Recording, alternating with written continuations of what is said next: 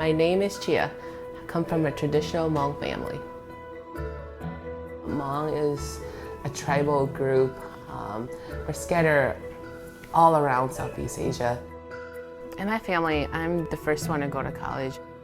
When I first came here as a freshman, I had no clue who Jesus was. For me, the Bible was just this old book that white people read. My first impression of Christians were really, really nice people. They asked me how I'm doing, but they never really pushed the Bible in my face.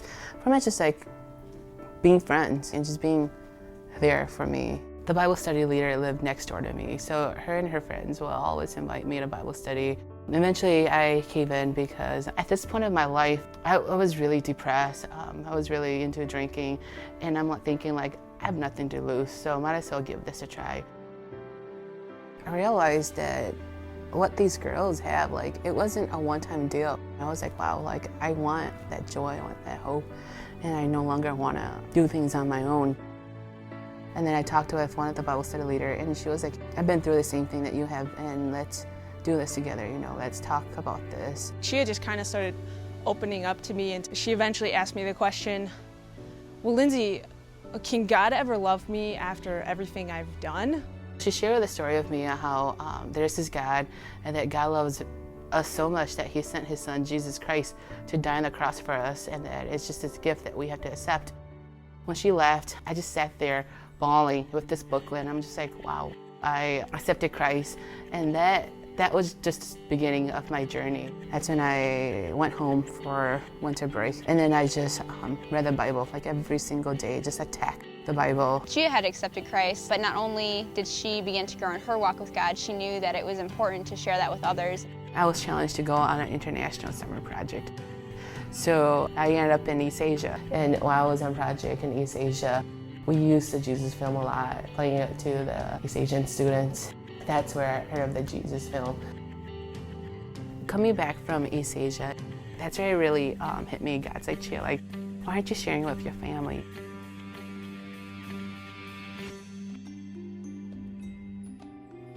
We had a family reunion of about 300 to 400 people.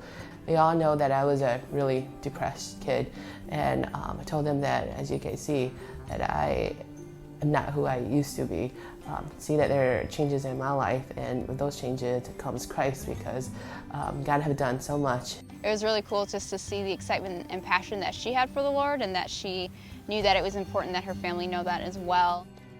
It was hard. There was a lot of rejection and language barriers too. So that's when I busted out the Jesus film. I knew that it was online, and I knew that I could just go onto their website, click on the language that I want. And it took like not even 2 minutes to download to my computer and share with them.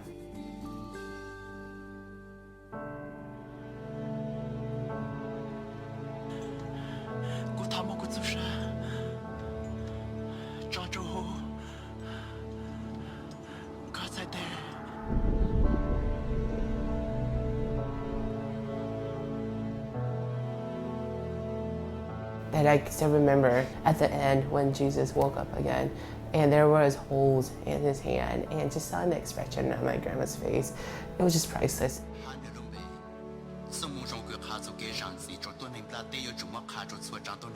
When she was watching it, she was just in tears, thinking that like, wow, there's this God out there that could love me for just me. It's just so powerful with the images, and because of the verses that was in Hmong, just saying how much God loved them.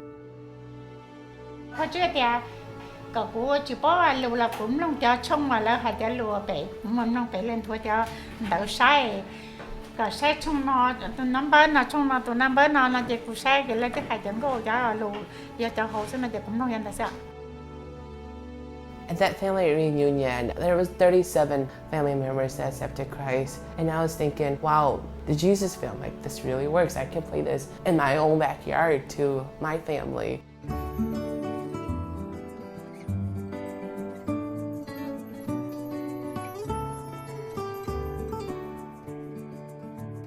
It's been incredible seeing my sister and my parents just reaching out to the people around them. And even my aunt is sharing the Jesus film. Just to see the impact that it's made on one culture, one family, one community. Yeah, it gets me fired up to go share the gospel more. And to all those people that play a really important role in making the Jesus film possible, I just want to thank you so much. If it wasn't for the Jesus film in Mongish, I don't think my grandma would have accepted Christ. So thank you so much for doing what you're doing. It's making impact all around the world.